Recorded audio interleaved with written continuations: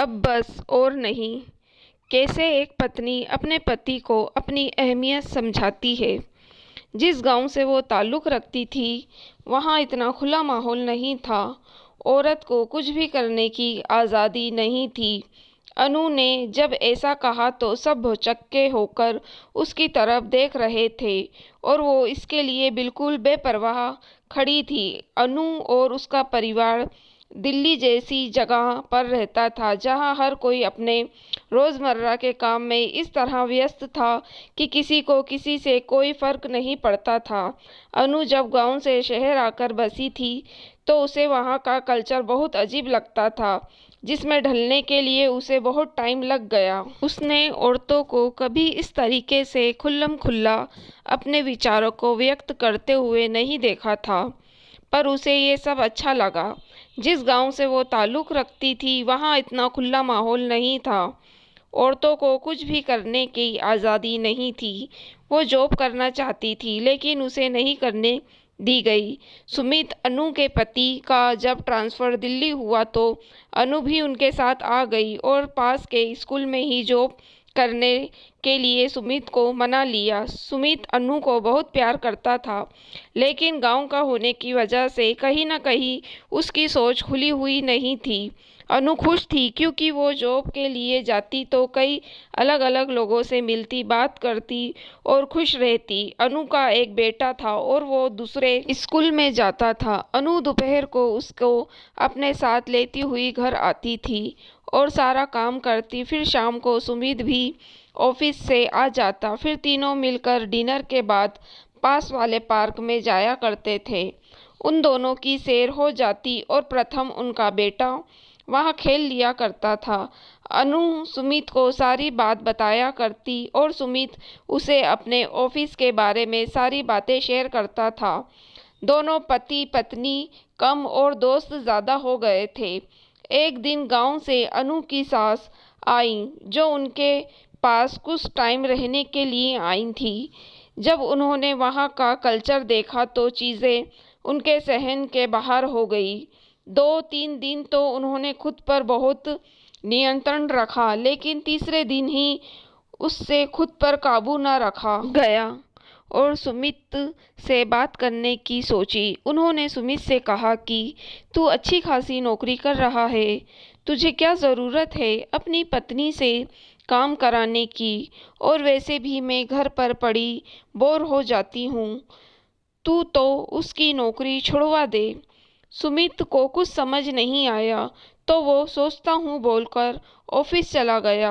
अनु ने ये सारी बातें सुन ली थी, तो उस दिन से उसने माजी की हरकतों पर नज़र रखना शुरू कर दी थी।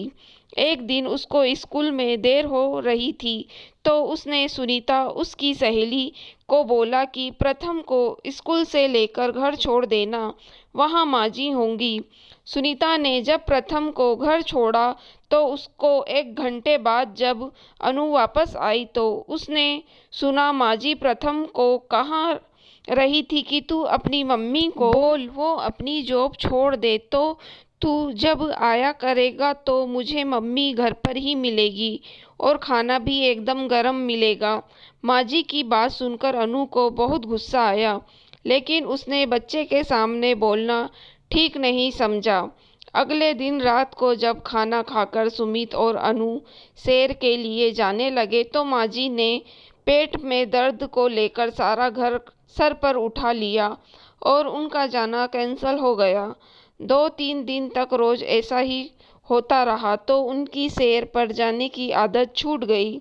अब सुमित भी अनु से कटा-कटा रहने लगा, क्योंकि माजी की सेवा करके जब वो कमरे में आती तो सुमित सो चुका होता और उनकी आपस में कोई बात नहीं हो पाती थी, ना ही आपस में समय बीत पा रहे थे। प्रथम के बर्थडे वाले दिन केक काटने के बाद सुमित ने कहा कि चलो आज बाहर खाना खाने चलते हैं, तो माजी ने फिर से पेट दर्द का बहाना किया और बोली, तू लल्ला को घुमा ला, इसका जन्मदिन है, बहू मेरे साथ रुक जाएगी, हम खिचड़ी खा लेंगे।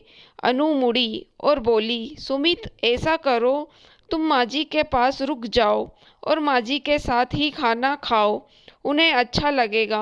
मैं प्रथम को बाहर घुमा लाती हूँ, सही है ना? दोनों माँ बेटे एंजॉय करते हैं। अनु की बात सुनकर सब भौचक्के रह गए और अनु की तरफ देखने लगे, पर वो बेफिक्र खड़ी रही थी।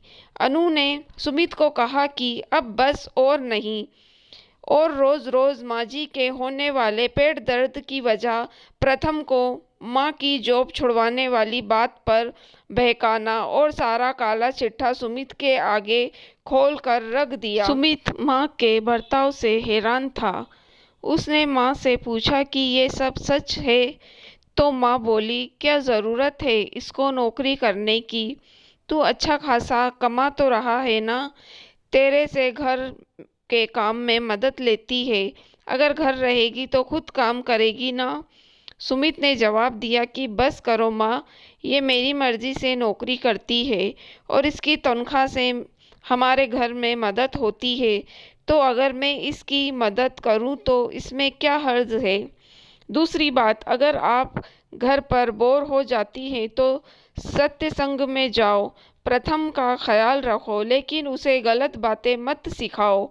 माँ को अब समझ आ चुका था कि चुप रहने में ही भलाई है। अनु सुमित को चुपचाप देख रही थी और मन ही मन उसका धन्यवाद कर रही थी।